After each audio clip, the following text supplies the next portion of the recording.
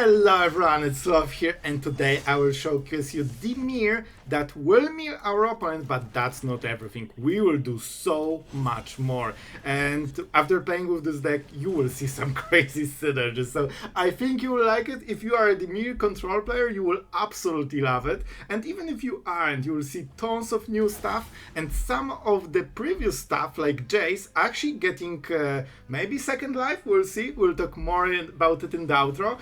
So our opponent is playing Angels with life gain, everything uncounterable, so thank you Shuffler for this matchmaking. And what do we do here? We absolutely have to go for Virtue. This must be the second turn. We need to get rid of it while we can, because it will grow very quickly, which probably means we get rid of all the tap lands. So a little bit on the slow part. Normally, if you know all the spells weren't uncounterable, I would just keep 3 steps ahead, but here, you know, it's a little bit different. Is there a chance they will play something we can counter? Maybe? Alright, so we have also this new sweeper that also mills our opponent, so this will be very fun. We can play untap land here, I believe. We can either counter a spell or just consult the star charts and basically get a very nice selection and get 2 cards, because we can pay 4 mana. So we take the hit. Somehow we are at 24, and we probably need to get into the sweeper part so we can, you know, sweep the board while also winning the game. What do you do exactly? 3 mana, 3/3. They are paying the full cost, not the warp. Whenever this or another creature enters, you gain 1 life. And they draw a card if they gain 3. They have double Angel. We can... Man, I told you there is a chance. Oh, they fizzled. They needed to name different type on this one because they're... But I guess they wanted to fix the mana. So I can get why they did it, but it backfired on them. So now we got a... And we still drew the cards. This is exactly what we are playing, and you will see it's... This deck is full of synergies. Honestly, it's the most fun I had with Dimir since a very long time. Do we mill them already? Yes. Yes, the answer is yes, we are already starting. Let's put some pressure onto our opponent. And if they go again with like huge board, because now they are scared they don't have much time, they're at 23 cards already. We'll just sweep the board again. And then find the answer. Oh, but there's no target. Oh, bro. Oh, I feel bad for our opponent. They feel so pressured, they cast it on empty board, man. Alright, this is so fun. I can take this hit again. So do we even go for Vir? Man, we need so many. We can start Lyra? I need this card in my life. Let's go. It's mine? My things? When you mill so many cards, Virtue becomes a very nice tutoring from your opponent's deck. They have another one. Alright, but we're getting it back at some point when we sweep, so I think we're still okay. We take a huge hit here, so our opponent is finally starting to make some progress, getting new cards which might hit their library at some point. Here's Giada, sure.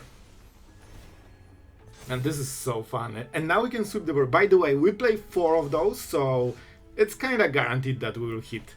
Do I want something? Paying 2 life is a lot, but I will gladly do it. Let's go for the Rupture. This is not the right tap. This is the right tap. And this is the player. So they will mill half of their library while also losing the board, and they will give us Virtue of Persistence, so it's...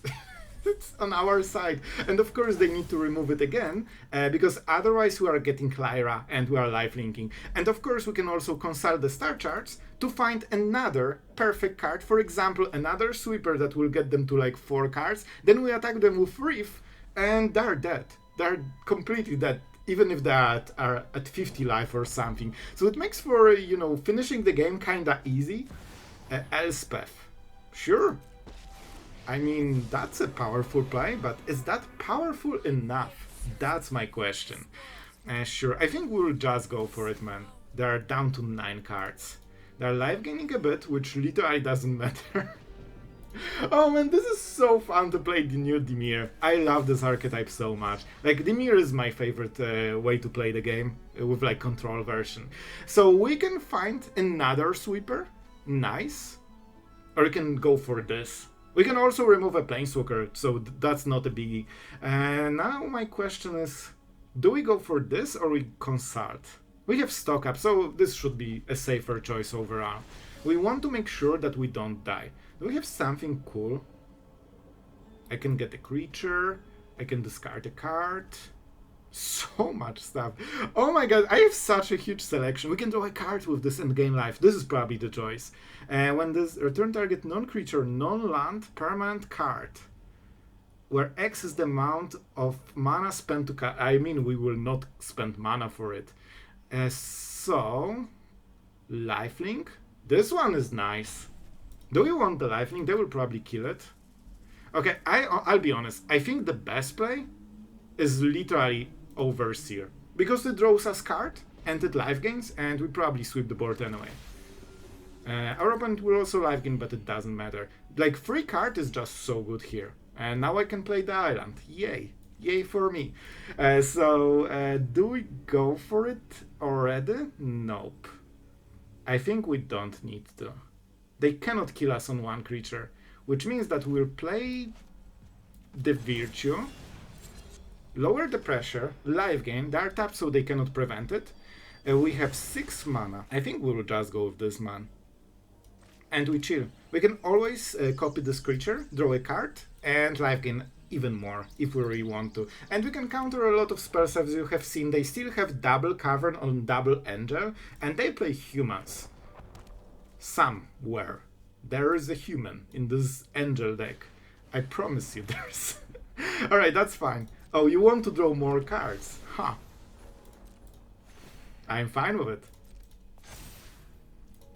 This is kind of funny because normally you are kind of terrified when a deck draws cards, because then you might not be able to keep up. But in this deck you just sweep the board and it hurts them more than anything. Life gain doesn't matter, board doesn't matter.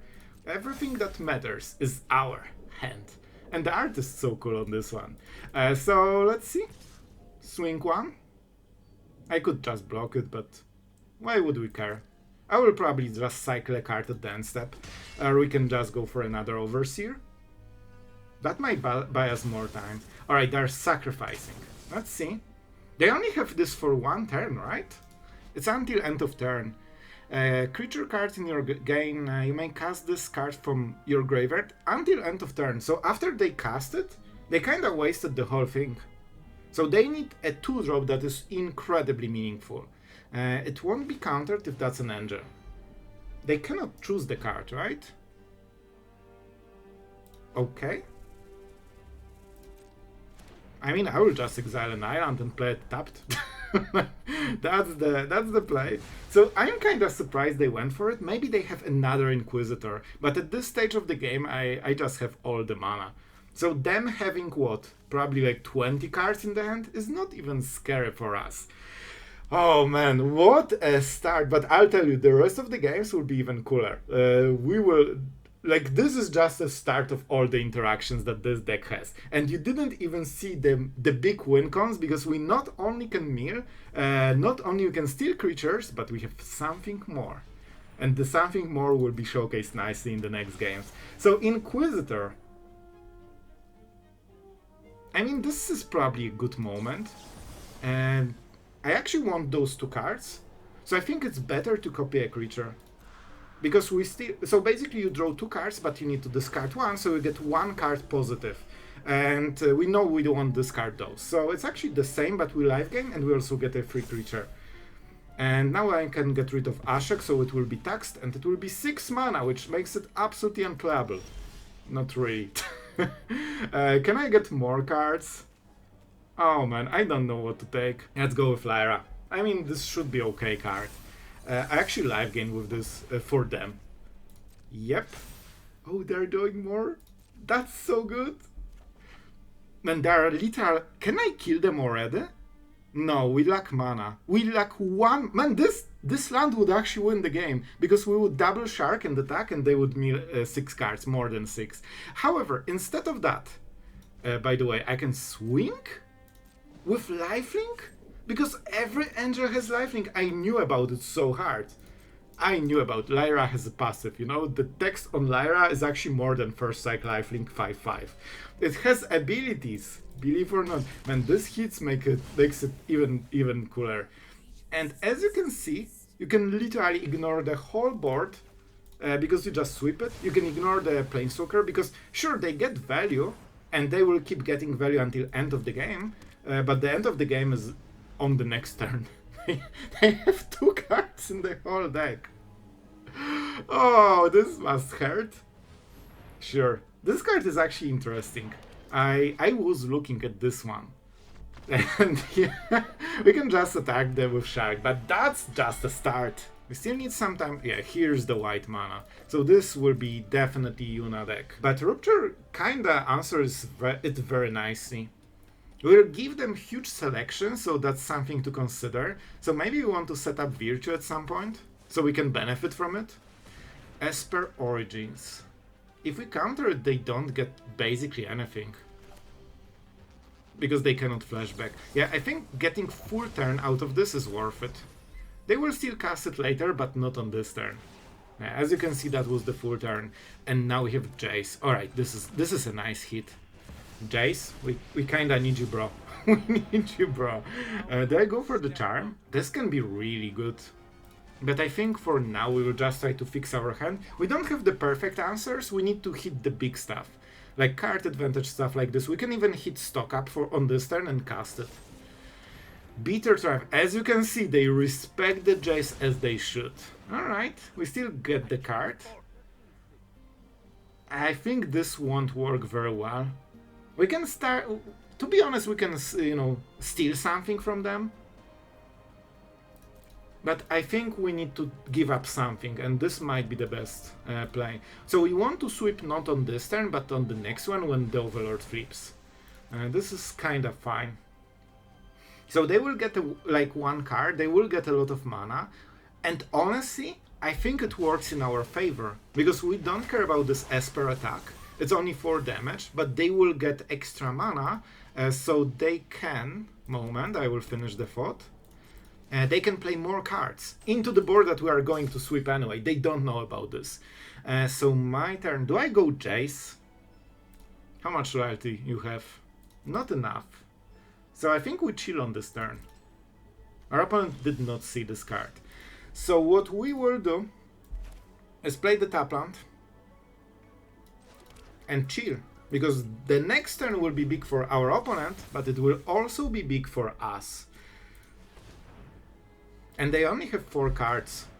Okay, this is fine. I would prefer them to cast something more powerful than this. I expected Yuna and, you know, all the shenanigans, because this will flip and we probably will have to sweep the board anyway.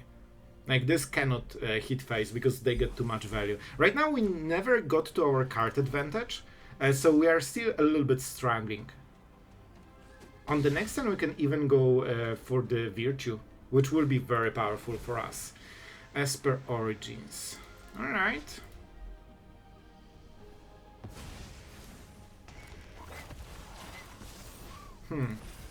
I guess we will sweep this. I'm not super happy with this sweep. We could also... No. So we could get rid of the Overlord and just chill for this board. This will still give some power. But we are not dead on the next turn, right? It will be 6-10 damage. They don't have manlands.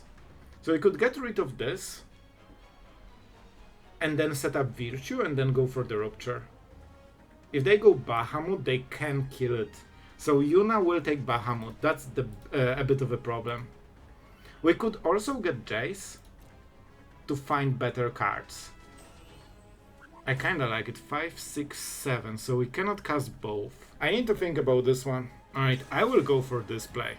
I think it's worth it. Getting rid of the Overlord basically makes sure that this board is not good enough. I like the draw. The Charm is always useful. The Exile part is so good, man. So we can just drop Virtue, and if they reanimate, like, they cannot kill us on the next turn, I believe. There is a chance this will die, but we take the risk because that means they will go all in. They will have to play Yuna, probably cannot make other plays. Okay, they can because they will have 3 or 4 mana. But that's good, because the more they play, the more we can destroy with this one. And then we can... Are you serious? There's a random wild duress on the turn when we wanted to sweep. Oh, I'm not happy about this play. If there's anything that saved them, this was the card. We went around everything except this one play. So this will be painful. And they have absolutely a perfect draw, man. Oh, I'm so salty about this duress. I'll be honest, I think they had it before, and I think they just cherished it, trying to go for the final play. But finally we have the stock up, so it's not all lost. We can find the missing answers, and those cards are so good, man. Okay. I mean, we will just kill it, right? It seems to be the play. It's also exiled, so it's not coming back. So I didn't mind Bahamut destroying our Virtue, because I expected to sweep and get the best deal of my life. But now I got the worst deal of my life. It's fine, we'll still win the game. So now we are getting to the good stuff. Those were the cards that I wanted to hit for a very, very long time. And with this is the last turn our opponent has to win the game. If they don't do anything super strong, and even if they do, I think they still lose. We are just skyrocketing ahead. With this, we'll never, whiff on answers ever again. This is nice, but Ashiok is better. They don't have a way to punish Ashiok.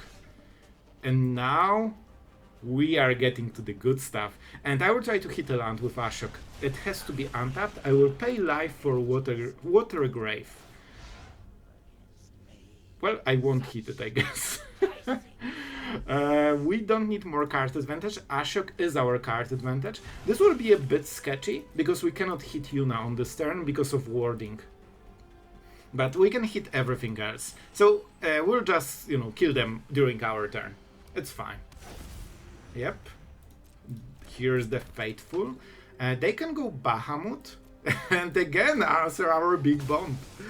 Oh boy, our opponent sure knows how to do those things.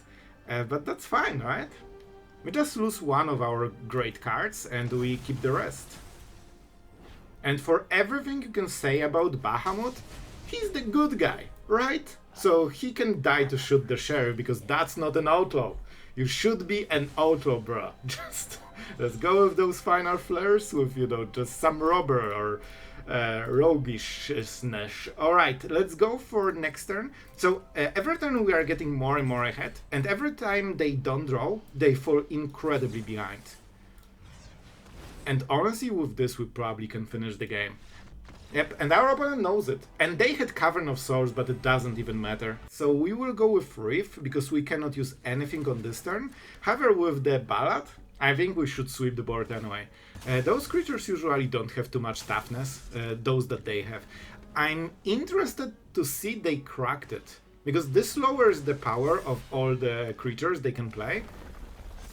Shouldn't they just play Forest first? I think that would kind of be the same. However, as you can see, we can just do this.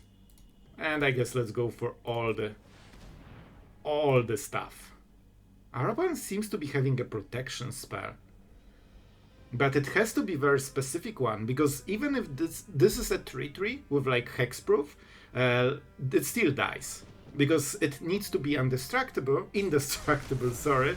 I think they had protection spell, like Snakeskill Veil, which puts a counter and gives hexproof.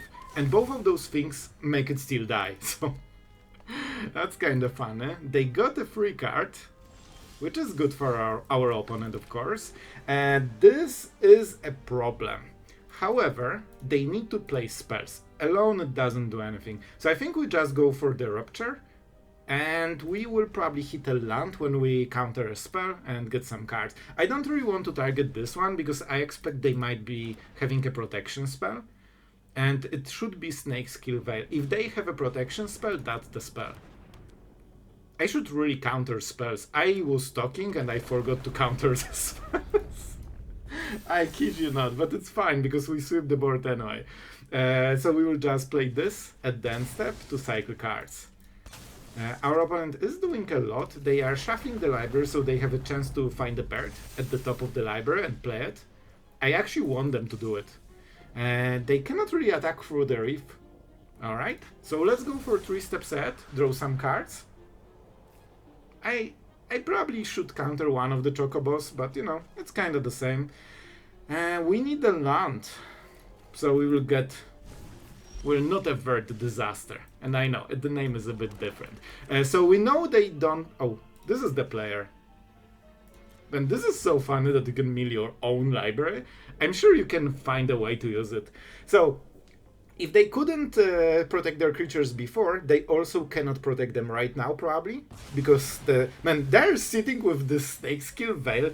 I see, they have this card in the hand. And it does so far nothing. We're at 17 and we are getting all the power. And don't forget, this is one of the main decks right now. So I think we just go for the grave. It can be tapped. And we chill. Because we have so many answers right now that our opponent will probably crumble in like 2 or 3 next turns. We have the charm, but I'm not using it because I expect them to have something. This is a great counter spell target, thank you. And if we draw more Ruptures, we sweep the board and we win the game even more. Told you, we play 4 off for a good reason. I still like my Ashiok, so we'll discard removal, which is kinda brave from our side, because that's like the best card for the matchup. And I think this is the veil.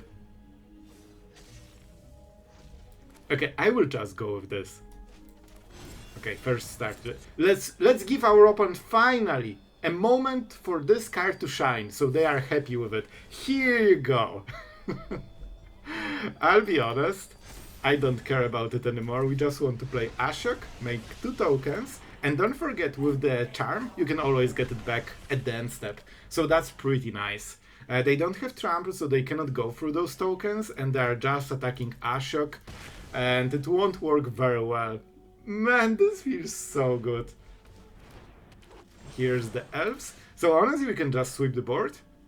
Make them not have basically any cards in the library. They have like 10 cards to finish the game. They have absolutely nothing. We can start attacking with the reef, and when they have so little cards, you can just attack with this and mill the rest.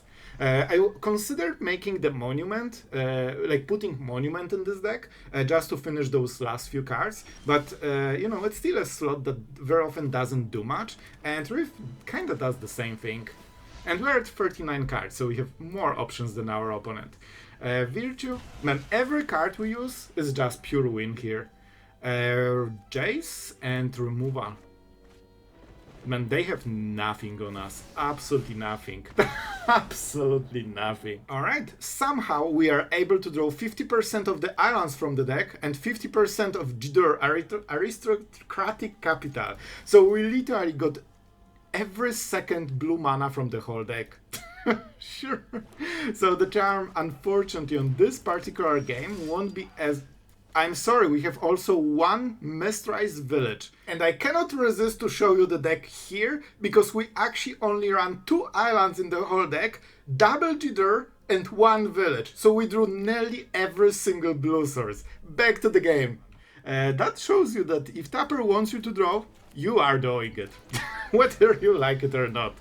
This is so funny. The chance of this happening is so insanely low.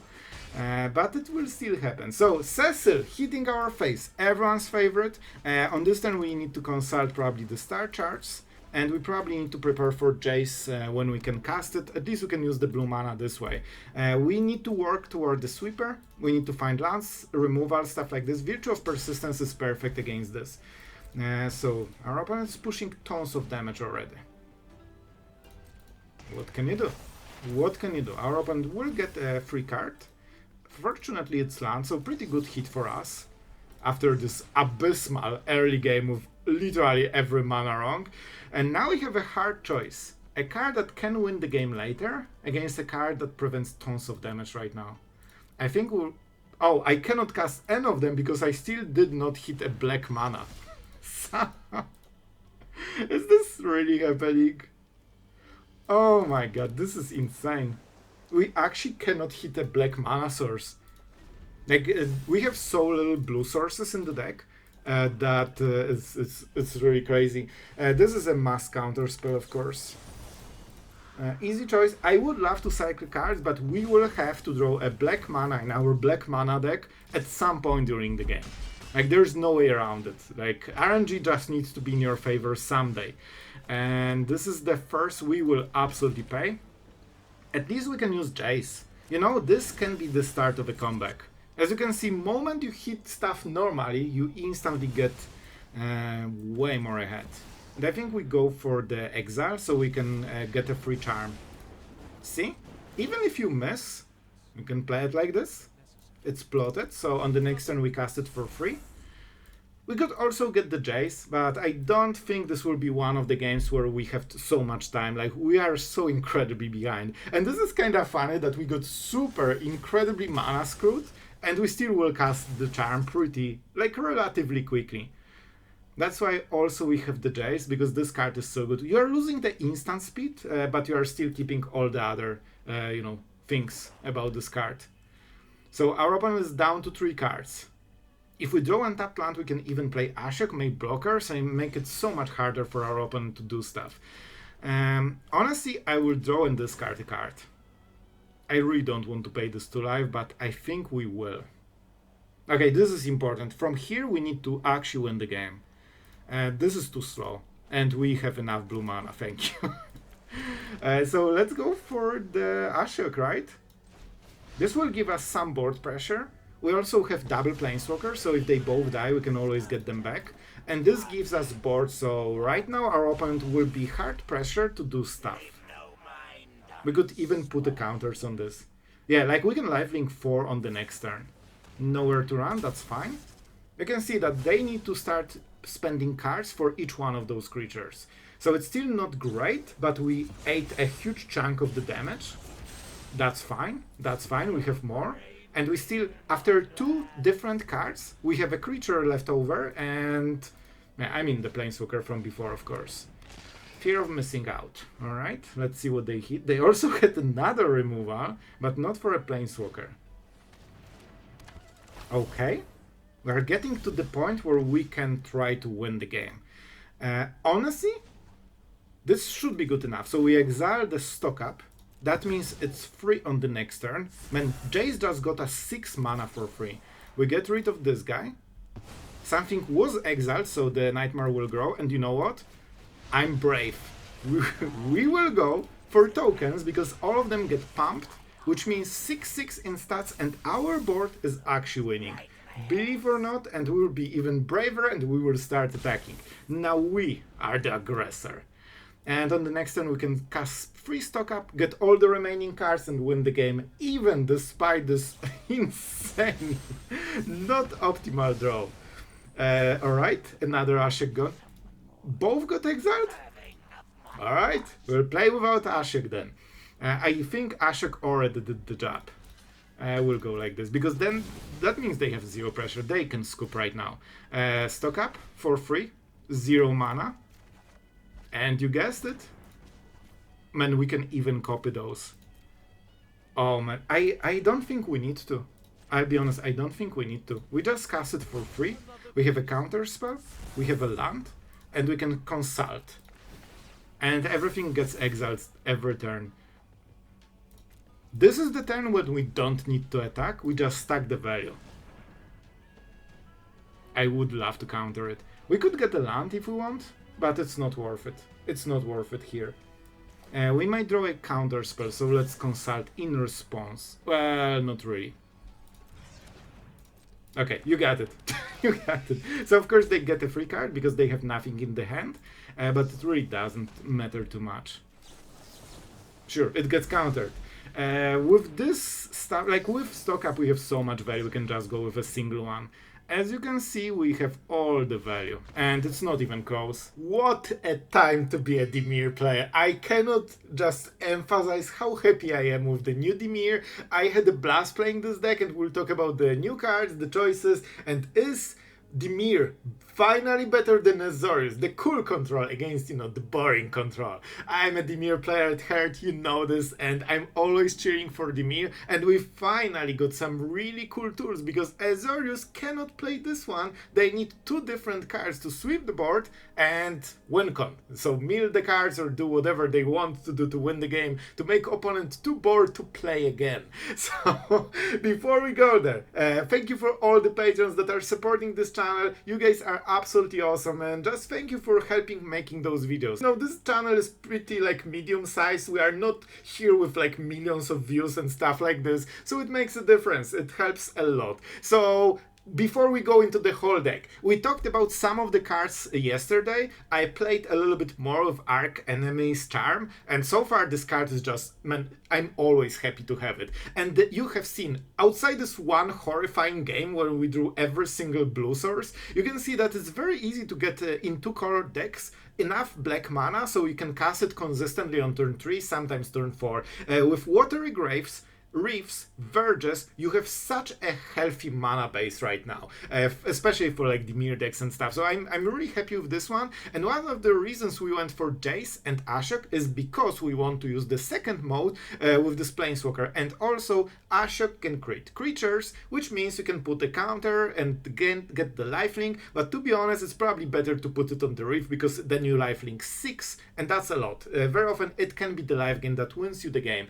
And the star of this whole video probably, Singularity Rupture. It's very expensive. It's more even expensive than Deadly Cover-Up, and it doesn't exile like the White Sweepers, the Sunfall that we lost, or just, well, Ultima doesn't exile, but it has a lot like, similar effects, because if you get rid of, hit Slasher or something, before the effect from the graveyard resolves, the turn is ended, so it doesn't really trigger. This one will keep the slasher on board, and sometimes, especially with all those sacrifice small 1-drops, it makes a bit of a difference because they are coming back, so very often you need to sweep twice. However, I'm pretty happy with the Ballad so far, because this acts as the second sweeper, so in reality we are going 7 sweepers. I even would consider going to 8 with 4 of those, because this can be cast for 2 or 3 mana, and those creatures are usually 1 or 2 toughness. Like, a lot of creatures are on the aggressive side with more attack or just small stats if that's a sacrifice deck, and you can hit a lot of creatures for pretty cheap mana with this. So yeah, even you can hit like stuff like rabbits or something. I'm not sure what is the current form of rabbits, but you can hit a lot of decks with this one. So I'm pretty happy with this. Of course you are losing life, but so far I like it. And if you compare it to Scavenger Regent, which is basically the same effect in a way, but 1 mana more expensive, you can instantly feel the difference. And the fact that if you pay 6 or more, you basically get the creature back, very often can win you the game. One good creature can be good enough to close the game completely. It's still 1 extra card, lets you hit the face or just block with, Planeswalkers in the battlefield. So right, I went hard on those cards, but so far I like it. I don't really think it will be like meta defining or anything. Usually those cards don't end in meta decks, because usually meta decks is like 1 or 2 drop, basically like aggro deck. This is what usually works best for best of 1, and just Azorius control, with those counter spells and stuff. And this is where we are getting to the point. Rupture. This card, so far, it's very, very slow, but it gives you a nice win con. However, I think it's like for meta, it's probably a little bit too clunky, I would guess, but it's still a very solid card, and I enjoyed playing it a ton. So for me, it's a perfect hit, and it gives you a reason to play Dimir, which is usually not the case in like previous years, because Azorius kinda did the same thing but better. Now we have something unique about Dimir control that no other control decks can use. Tell me in the comments if you enjoy this type of decks, because I want to make so many more of them. But yeah, I think it will be probably for like meta play, a little bit slow, but I will play it. I will definitely be playing with this one. And I think the biggest reason right now that I still think Azorius will be the main control deck is Ultima.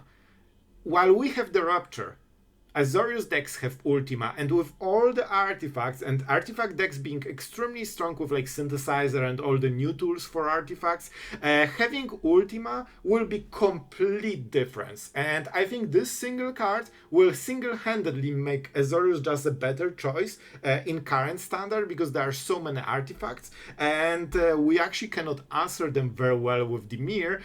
You can probably find some weird way to do it, but it's not very efficient compared to the Ultima. You know, as a Dimir fan, I think this is like the best Dimir control we had in a very long time. It felt pretty smooth, and it felt that we have finally some answers and some tools to just to go, you know, like punch for punch against our opponent's deck without losing on the card value. And I think one of the big reasons is consult the star charts. This card so far is insane. I love it. And the fact that the later you play it, the better the value you get from it. It really feels like Memory Deluge in a way, because if you pay 4 mana, that means you have probably 4 lands, which means that you take 2 cards out of 4. Does it sound familiar? And if you cast it later, for example, when you have, I don't know, 7 lands, well, you take 2 cards out of 7. So it really feels like very similar design to Memory Deluge, and the fact that you can cast it on turn 2 to fix your, you know, mana screw, color screw, find the removal, find the sweeper. You can go for the Ballad, so even if you fall behind on tempo, you can still recover with this if your opponent has a lot of small creatures, for example. So this one good card can fix a lot, and the versatility of having this on turn 2 and on turn 4, it's also an instant. I love this card, especially combined with Stock Up. I probably should go to 3 or 4 stock ups, but I wanted to, you know, get different game plans here, so the room is pretty rough. We are also at 25 lands. I had to cut something. Probably this one can go. Sometimes it's useful, but this is usually enough together with Sharks, so you don't really have big issues with closing the game most of the time. But, you know, it's just a start, first days of the set, so we will see. Tell me if you want more of Dimir or this type of control decks in the comments. I absolutely loved playing with this one. This is probably the most fun I had with Dimir for a very long time, so I'm a happy Dimir player. I hope it will be the same for you, and yeah, thank you for watching, guys, and see you tomorrow.